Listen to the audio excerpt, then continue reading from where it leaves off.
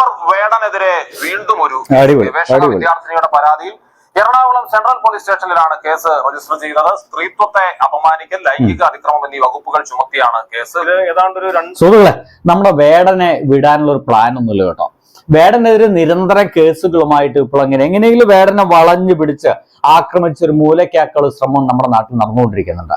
ഇപ്പൊ പല ആൾക്കാരും എന്റെ വീഡിയോയ്ക്ക് താഴെ വന്ന് ചോദിക്കുന്ന ഒരു പ്രധാനപ്പെട്ട ചോദ്യം, നിങ്ങൾ വേടനെ സപ്പോർട്ട് ചെയ്യുന്നു, എന്നാൽ അതേസമയം തന്നെ നിങ്ങൾ എന്തുകൊണ്ട് രാഹുൽ മാങ്കൂട്ടത്തിലെ സപ്പോർട്ട് ചെയ്യുന്നില്ലാണ്.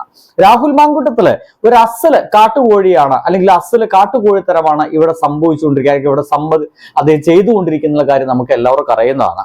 ഇവിടെ ചോദിക്കുന്ന ചോദ്യം, എന്തുകൊണ്ട് വേടനെ സംരക്ഷിക്കപ്പെടുന്നു, എന്തുകൊണ്ട് രാഹുൽ മാങ്കൂട്ടത്തിലിനെ സംരക്ഷിക്കപ്പെടുന്നില്ല എന്നാണ്.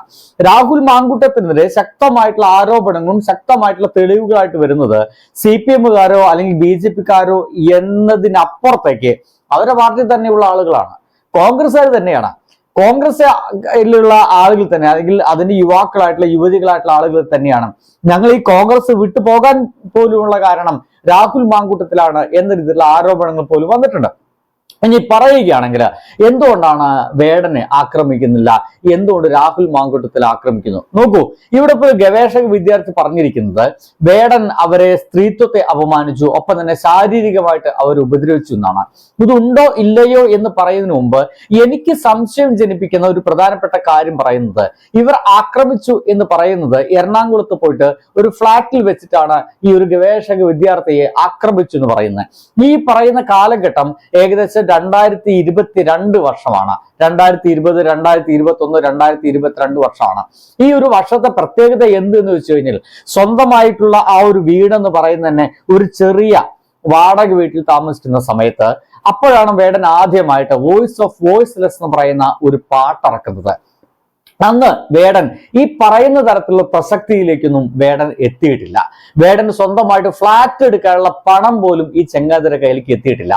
അന്ന് ഈ പാട്ട് ഇറങ്ങിയ സമയത്തുള്ള ഇന്റർവ്യൂവിൽ പോലും വേടൻ പറയുന്നത്, വേടൻ ചോദിക്കുന്നുണ്ട് ഇനി എന്താണ് പരിപാടി എന്ന് ചോദിക്കുമ്പോൾ വേടൻ പറയുന്നുണ്ട്, എന്ത് പരിപാടി, കൂലിപ്പണിക്ക് പോകണം, ഇന്നിപ്പോ ഇന്റർവ്യൂ മറ്റായിട്ടൊക്കെ സമയം പോയി, നാളെ മുതൽ കൂലിപ്പണിക്ക് ഇറങ്ങണം, ഇതല്ലാതെ വേറെ പരിപാടിയൊന്നുമില്ല എന്നാണ് അന്നത്തെ ഒരു ഇന്റർവ്യൂ നിങ്ങൾക്ക് തപ്പി നോക്കാൻ കഴിയുമെങ്കിൽ അതിൽ വേടൻ പറഞ്ഞു വെക്കുന്നത്. ഇതായിരുന്നു വേടൻ എന്നുള്ളതാണ്. അങ്ങനെയുള്ള ഒരു വേടന് അന്ന് എറണാകുളത്ത് സ്വന്തമായിട്ടൊരു ഫ്ലാറ്റ് ഉണ്ടാവുക, അങ്ങനത്തെ ഒരു ഫ്ലാറ്റിലേക്ക് ഈ ഗവേഷക വിദ്യാർത്ഥികള് തമിഴ്നാട്ടിലെങ്ങാണ്ടൊക്കെ പഠിക്കുന്ന ഗവേഷക വിദ്യാർത്ഥികൾ 2 പേര് ഈ വേടൻ അന്വേഷിച്ചു വരിക, വേടനോട് ചില സംശയങ്ങൾ ചോദിക്കുക. അത് നമുക്ക് സംശയം ജനിപ്പിക്കുന്ന രീതിയിലുള്ള കാര്യങ്ങളാണ്. ആ 2 ഗവേഷക വിദ്യാർത്ഥികൾ എന്തിനെ കുറിച്ചിട്ടാണ് ഗവേഷണം നടത്താൻ വേണ്ടിയിട്ട് വേടനോട് ചോദ്യം ചോദിക്കാൻ വേണ്ടി വന്നതെന്ന് വെച്ച് കഴിഞ്ഞാൽ അതും വളരെ ഇൻട്രസ്റ്റിംഗ് ആണ്. നാടൻ പാട്ടുകലയെ കുറിച്ചിട്ടാണ്, നാടൻ ഗാനങ്ങളെ കുറിച്ചിട്ടാണ്, നാടൻ പാട്ടുകളെ കുറിച്ചിട്ടുള്ള ഗവേഷണത്തിന്റെ ഭാഗമായിട്ടാണ് ആ ഗവേഷക വിദ്യാർത്ഥികളെ വേടനോട് ചോദ്യം ചോദിക്കുന്നത്. എനിക്ക് മനസ്സിലാവുന്നത് അന്ന് നമ്മുടെ വേടൻ നാടൻ പാട്ട് പാടുക എന്ന് പറയുന്ന പരിപാടി പോലും ഒന്നും ചെയ്തിട്ടില്ല. ഒരു തരത്തിൽ പറഞ്ഞാല് ആ സമയത്തൊക്കെ ഒരുപാട് നാടൻ പാട്ട് കലാകാരന്മാരുണ്ട്. ഒന്നും വേണ്ടെന്നേ, നമ്മുടെ കേരളത്തിൽ ഫോക്ലോർ അക്കാദമി ഉണ്ട്. ആ അക്കാദമിയുടെ ഭാഗമായിട്ടുള്ള ഒരുപാട് പാട്ടുകാരുണ്ട്. ഈവൻ നമ്മുടെ കുന്നകുളത്തെങ്ങാണ്ട് ഒരു പാട്ടുകാരി അടക്കണ്ട, നാടൻ പാട്ട് മാത്രം പാടി ജീവിക്കുന്ന ഒരു പാട്ടുകാരിയാണ്. അങ്ങനത്തെ പാട്ടുകാരികൾ ഉണ്ടായിരിക്കുകയെ, ഫോക്ലോർ അക്കാദമി ഉണ്ടായിരിക്കുകയെ, ഒരു ഗവേഷക വിദ്യാർത്ഥി എന്തുകൊണ്ടാണ് അല്ലെങ്കിൽ എന്തിനാണ് അത്രയൊന്നും പ്രസിദ്ധമല്ലാത്ത ആ ഒരു സമയത്ത്, ആ ഒരു കാലഘട്ടത്തില് വേടനടുത്തേക്ക് വന്നു എന്ന് പറയുന്നത്, വേടനോട് അന്വേഷിച്ചു എന്ന് പറയുന്നത്, വേടനോട് ചോദിച്ചുകൊണ്ട് അവരുടെ ഗവേഷണ പ്രബന്ധം പൂർത്തീകരിക്കാൻ വേണ്ടിയിട്ട്, അതിലേക്കൊരു അറിവുകൾ കിട്ടാൻ വേണ്ടിയിട്ട് വേടനോട് ഈ കാര്യങ്ങളൊക്കെ ചോദിച്ചു എന്നൊക്കെ പറയുമ്പോൾ എവിടൊക്കെയോ എന്തൊക്കെയോ പൊരുത്തക്കേടുകളില്ലേ?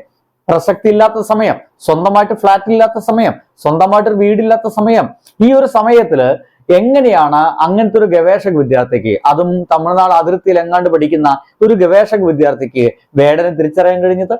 അന്ന് ഇതുപോലെ സ്റ്റേജ് പ്രോഗ്രാമുകൾ പോലില്ല. ആദ്യമായിട്ട് ഊരാളിയുടെ ഒരു സ്റ്റേജ് പ്രോഗ്രാമിലാണ് വേടൻ കയറി നിന്ന് പാടുന്നത് പോലും. ആ ഒരു കാലഘട്ടത്തില് അതിദാരിദ്ര്യം നിൽക്കുന്ന സമയത്ത് ഇങ്ങനെയൊക്കെ സംഭവിച്ചെന്ന് പറയുമ്പോൾ എവിടെയോ എന്തൊക്കെയോ പൊരുത്തക്കേടുകൾ ഉണ്ട് എന്നുള്ളതാണ്. പിന്നെ രാഹുൽ മാങ്കൂട്ടത്തിന്റെ ഭാഗമായിട്ട്, അല്ലെങ്കിൽ രാഹുൽ മാങ്കൂട്ടത്തിൻ്റെത് നമ്മുടെ മുമ്പിലേക്ക് വന്ന തെളിവുകൾ ഒരുപാടുണ്ട്. അവൻ ഫോൺ വിളിച്ചത്, അദ്ദേഹം ഫോൺ വിളിച്ച തെളിവുകള്, അദ്ദേഹം ചാറ്റ് ചെയ്ത തെളിവുകള് എല്ലാം ഒന്നൊന്നായിട്ട് പലരും ഇങ്ങനെ പുറത്തേക്ക് വിടുകയാണ്. അങ്ങനെ സോഷ്യൽ മീഡിയയിലേക്ക് ഇങ്ങനെ ആക്രമിച്ചു പറയുന്ന കാലഘട്ടത്തിലെ ഒരു തെളിവുകളും അല്ലെങ്കിൽ അദ്ദേഹത്തെ ഫോൺ വിളിച്ച തെളിവുകളോ വേടന് ഫോൺ വിളിച്ച തെളിവുകളോ ഒന്നും തന്നെ ആ പെൺകുട്ടികൾ പുറത്തു വിട്ടിട്ടില്ല, അല്ലെങ്കിൽ ആ സോഷ്യൽ മീഡിയയിൽ പരസ്യമാക്കപ്പെട്ടിട്ടില്ല. വളരെ ഈസിയാണ് ഈ സംഗതിയൊക്കെ പരസ്യമാക്കപ്പെടുകയും ആരാന്നൊക്കെ തിരിച്ചറിയപ്പെടുകയൊക്കെ. ഇതൊന്നും പരസ്യമാക്കപ്പെടാത്ത ഒരു സമയത്ത് എങ്ങനെയാണ് വേടൻ കുറ്റക്കാരനാകുന്നത് എന്നാണ് മനസ്സിലാക്കുന്നത്. രണ്ടാഴ്ച മുമ്പാണ് 2 യുവതികൾ കൂടി വേടനെതിരെയുള്ള പരാതിയുമായി മുഖ്യമന്ത്രിയുടെ ഓഫീസിനെ സമീപിച്ചത്. അതിന്റെ അടിസ്ഥാനത്തിലുള്ള ഒരു പരാതിയിലാണ് എറണാകുളം സെൻട്രൽ പോലീസ് സ്റ്റേഷനിൽ ഈ മാസം 21-ാം തീയതി ഇപ്പോൾ ഒരു പുതിയ എഫ്ഐആർ പോലീസ് ഇപ്പോൾ എഫ്ഐആർ ഇട്ടിരിക്കുന്നത്. ഇതിലും അത്യാവശ്യം ഗൗരവ സ്വഭാവം അല്ലെങ്കിൽ ജാമ്യം നിഷേധിക്കാൻ പാകത്തിലുള്ള വകുപ്പുകളാണ് പോലീസ് ചുമത്തിയിരിക്കുന്നത്. ശരിയാണ്, ജാമ്യം നിഷേധിക്കാൻ പാകത്തിലുള്ള വകുപ്പുകളൊക്കെ കൊടുത്തിട്ടുണ്ട്. പക്ഷേ കോടതി ഒരു പ്രസക്തമായ ചോദ്യം ചോദിച്ചിട്ടുണ്ട്. രണ്ടുപേർ പ്രണയത്തിലായിരിക്കുന്ന സമയത്ത്, ഇതിനു മുമ്പ് വന്ന കേസിലാണ്, രണ്ടുപേർ പ്രണയത്തിലായിരിക്കുന്ന സമയത്ത് അവർ തമ്മിൽ നടന്ന ലൈംഗിക ബന്ധം പിന്നീട് ഒരു ബലാത്സംഗമായി മാറുന്നത് എങ്ങനെയാണ് എന്നാണ് കോടതി ചോദിച്ചത്. വളരെ പ്രസക്തമായിട്ടുള്ള ചോദ്യമാണ്. രണ്ടുപേരും ഗംഭീരമായിട്ടുള്ള ഇഷ്ടത്താവുന്നു, പ്രണയ ജീവിതമായിട്ട് സുന്ദരമായിട്ട് മുന്നോട്ട് പോകുന്നു. അങ്ങനത്തെ ഏതൊരു നിമിഷത്തില് അവരുടെ ഏറ്റവും നല്ല സമയം രണ്ടുപേരും ഒരുമിച്ച് ചിലവഴിക്കുന്നു.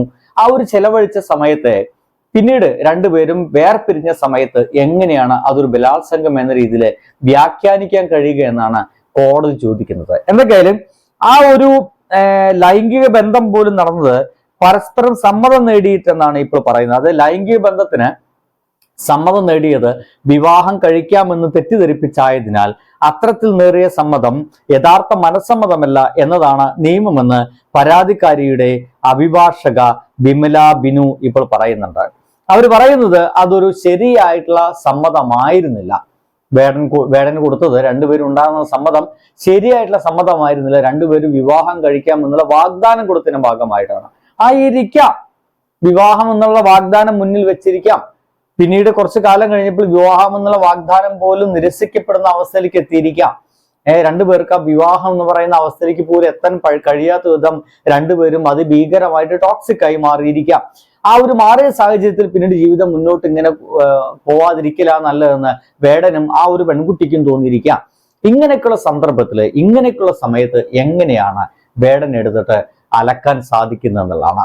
അതായത് രാഹുൽ മാങ്കൂട്ടത്തിനെ പോലെ ഒരു കാട്ടുകോഴിത്തരങ്ങളൊന്നും വേടൻ കാണിച്ചിട്ടില്ല എന്ന്, അല്ലെങ്കിൽ വേടന്റെ കയ്യിൽ നിന്ന് വന്നിട്ടില്ല എന്ന് നമുക്ക് പറയേണ്ടി വരും. കാരണം അത്തരത്തിലുള്ള തെളിവുകളോ അല്ലെങ്കിൽ സാഹചര്യ തെളിവുകളോ അല്ലെങ്കിൽ ഊഹാപോഹങ്ങൾ വെച്ചിട്ടുള്ള തെളിവുകൾ പോലും നമുക്ക് അത് സാധൂകരിക്കാൻ പറ്റാത്ത രീതിയിലാണ് വേടനെതിരെ ഇപ്പോൾ വന്നുകൊണ്ടിരിക്കുന്നത്. രണ്ടാമത്, വേടനെതിരെ ഇങ്ങനെ ശക്തമായിട്ടുള്ള കേസുകളൊക്കെ എന്തുകൊണ്ട് വരുന്നു എന്നുള്ളതാണ്. ഞാൻ എപ്പോഴും പറയുന്നുള്ള പോലെ സംഘപരിവാറുകാരാണ് ഇതിനെല്ലാം പുറകിലുള്ളതെന്ന് എനിക്ക് കൃത്യമായിട്ട് ഒരു തോന്നൽ തോന്നുന്നുണ്ട്. കാരണം സംഘപരിവാറുകാർക്ക് ഒട്ടുമേ ഇഷ്ടമല്ലാത്ത, സംഘപരിവാറുകൾക്കെതിരെ യുവാക്കളെ ബോധ്യപ്പെടുത്തുന്ന വിധത്തിൽ സംസാരിക്കാൻ കഴിയുന്ന, സംഘപരിവാറുകളെ ചെയ്തികൾക്കെതിരെ യുവാക്കളെ ഒരുമിപ്പിക്കാൻ കഴിയുന്ന രീതിയിൽ പാട്ട് പാടാൻ കഴിയുന്ന ഒരു മനുഷ്യനാണ് വേടൻ എന്നതിനാൽ വേടന്റെ വാക്കുകൾ യുവാക്കള്, അതായത് സംഘി ആയിട്ട് മാറാൻ സാധ്യതയുള്ള യുവാക്കളെ പോലും സ്വാധീനിക്കും എന്നുള്ളതിനാൽ ആ യുവാക്കളെ കിട്ടേണ്ടത് സംഘികൾക്കൊരു വലിയ ആവശ്യമായതിനാൽ വേടനെ പൂട്ടുക തന്നെ വേണമെന്നുള്ളതാണ്. അങ്ങനെ അടുത്തൊരു നിയമസഭ ഇലക്ഷൻ വരുന്നതിന് മുമ്പ് തന്നെ വേടനെ പൂട്ടി, വേടന്റെ പാട്ടില്ലാത്ത ഇനിയിപ്പോ പ്രോഗ്രാമുകൾക്ക്, ഇനിയിപ്പോ ഇലക്ഷൻ പ്രചരണത്തിനൊക്കെ അല്ലെങ്കിൽ ചില സ്ഥാനാർത്ഥികളുടെ അനൗൺസ്മെന്റ് ഒക്കെ വേടന്റെ സപ്പോർട്ട് ഇല്ലാത്തൊരവസ്ഥ വരുമ്പോൾ അതൊരു നല്ല പോസിറ്റീവായിട്ടുള്ള ഒരു ഗുണമായിട്ട് സംഘപരിവാറുകാർക്ക് മാറുമെന്നതിനാലാണ് ഇത്രയ്ക്ക് ശക്തമായിട്ട് സംഘപരിവാർ ഒരുങ്ങിത്തിരിച്ചിരിക്കുന്നത്. ഒരുപക്ഷെ ഇത്തരം കേസുകളൊക്കെ വെറും ഫേക്ക് കേസുകളായിട്ട് മാറാനുള്ള സാധ്യതയും കൂടുതലാണ് എന്നാണ് എനിക്ക് തോന്നിപ്പോകുന്നത്. സുഹൃത്തുക്കളെ, ബൈ. ഒപ്പം ഉണ്ടാവുന്ന പ്രതീക്ഷയുണ്ട്.